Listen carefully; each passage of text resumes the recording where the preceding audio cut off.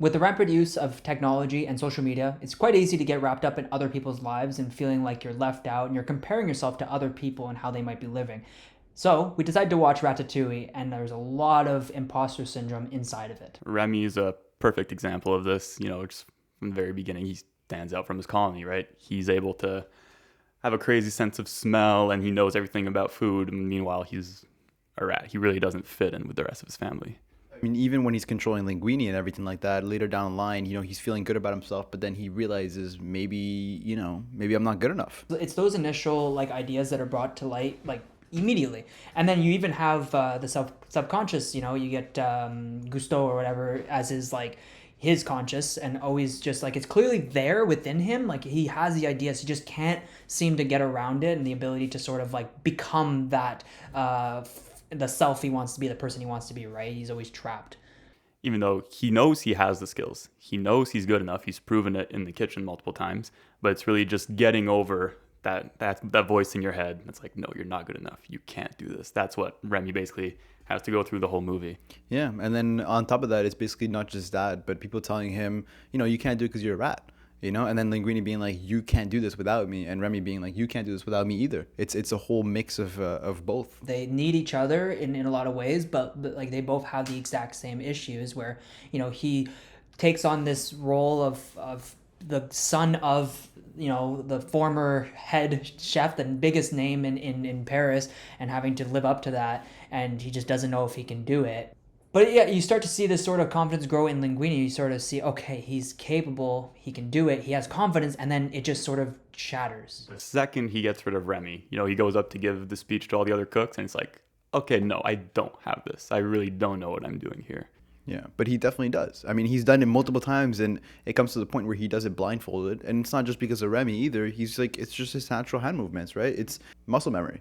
Muscle memory. Each other character in the story sort of represents an aspect, negative or positive, of sort of that path towards self-confidence and realization that you are capable of doing it. So you got like Ego, who's quite clearly the opposite of everything that he's fighting towards. I mean, there's also Colette, right? She's like the end goal of where Linguini and Remy wants to get. She's in a male-dominated field, and she is like the head sous chef because she's had to work triple the amount of everyone else, but she managed to get there, which is what Remy dreams to become one day. And I mean, it's not even just that, but even when when Remy's with his colony, it's like he doesn't feel like he belongs there, right? It's like all of a sudden he's helping them find poison in food, but it's not where he truly belongs. It's Yeah, 100%. And like even when he has that confidence, he says, you know what, like I don't want to be a part of, like I love my family, but like I know I'm meant for more, I can do more. His father goes, you know what, let me show you what you really think you're made for. Goes to show him the rats and all the traps and the poison and everything like that, and shows him like what real a reality really is. But he refuses to believe that. He just marches forward regardless of it. I mean, it's an image that's been put into his head since he's born from his dad, even though he has it. So the self-confidence issues for Remy starts way at the beginning. He has this insane gift, but it gets dumbed down to poison checker right from the start. And it's an incredible movie for for it to be a kids movie. I don't even think this is a kids movie. It's like it's enjoyable for everyone.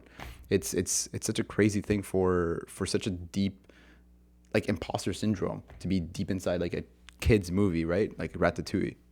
Yeah, and they use animals just to make it kid friendly. It's the animals are the vehicle for this message so that the adults can understand it, and the kids are just like, nice, rats cooking. But deep down, there's so much more hidden.